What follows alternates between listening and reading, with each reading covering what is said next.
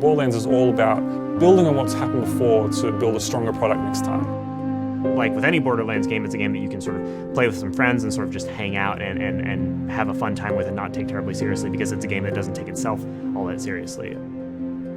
The first rule of drama is put interesting characters together and let them interact.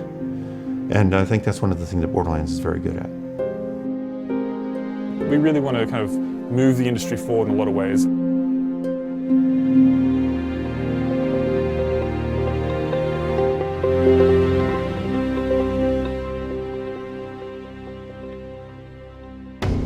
A lot of the things that were still kind of lingering that just needed to get out of us after we'd finished Borderlands 2 were able to get into Borderlands the pre-sequel. Between Borderlands 1, we just had a huge number of weapons.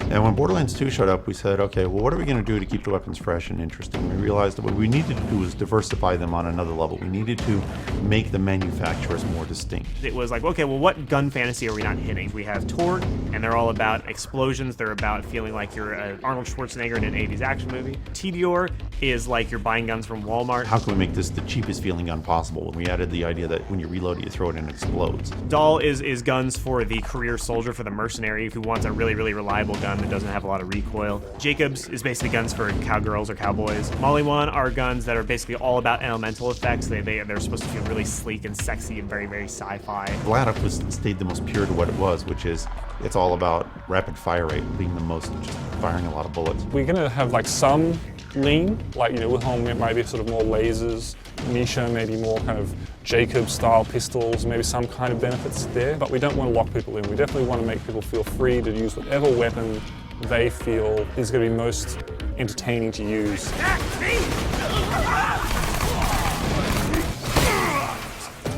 I don't know how they managed to get 2 Borderlands games in and not have lasers. The opportunity for us to be the guys that bring lasers to Borderlands, it's awesome. So laser guns are in and of themselves an entire weapon type. So there's 4 main manufacturers that have laser weapon types. As you move between the different laser manufacturers, it completely changes the type of weapon. Another one is the traditional Ghostbusters style beam weapon. Dahl is the blaster style, so think of your Star Wars Stormtrooper. Hyperion is more kind of like a railgun, so single shot, high damage, very accurate. And Tediore is kind of like a split beam, kind of like a laser shotgun. Elemental effects apply to all the weapons, so you can totally get a cryo laser where you're shooting at an ice beam, freezing a guy and shattering him in one go. Every laser has a different identity, just similar to Borderlands 2, that makes finding new ones an exciting experience. Our creative director, if we ever have a meeting that isn't about lasers, I think he actually gets a little tear in his eye. He's so excited about lasers whenever we talk about them. It's really fun for me to play a game where I'm playing a Borderlands game and finding guns that I don't know what they're going to do before I pick them up.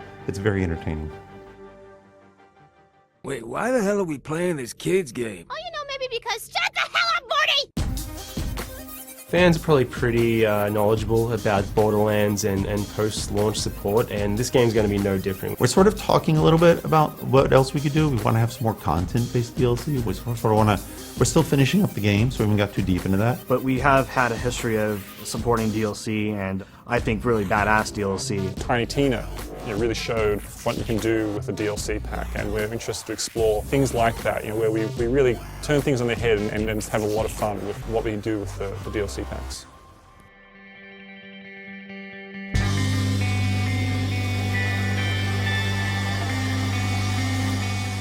There's 2 things. There's 2 things that make Borderlands special.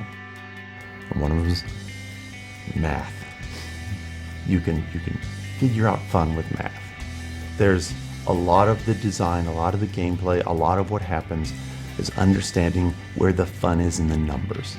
Borderlands is a surprisingly awesome and successful franchise, and I can say that because I didn't work on the first game. I just really, really enjoyed it as a player. Even then, I sort of felt like there was something special here. There's something that the guys that made this game latched onto that was just smart as hell and really unpretentious. One thing I've learned in my career making video games is when you're working with a group of talented people, whatever they're most passionate about, they're going to make it great. One of the most important aspects of the development of this was to let the folks that are creating the game be part of the process. So it was really interesting collaboration. It's been interesting. This project has evolved a lot since it's originally started, and people have gotten more excited as we've seen what it's grown into. Then it's like, wow, we're making a full-on real Borderlands game, which is, to people like me who are huge fans of the franchise, it's just really exciting. It's just great to see the fruits of our labour kind of really coming together. We're just getting to the point where it's really exciting and we just can't wait to kind of get it out there and see what the public thinks. My hope is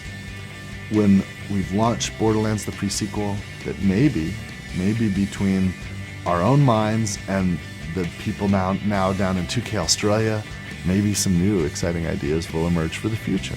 And that is thrilling. It's the passion and the craziness and the freedom of the people who work here and letting them take this universe and make it their own, every one of them.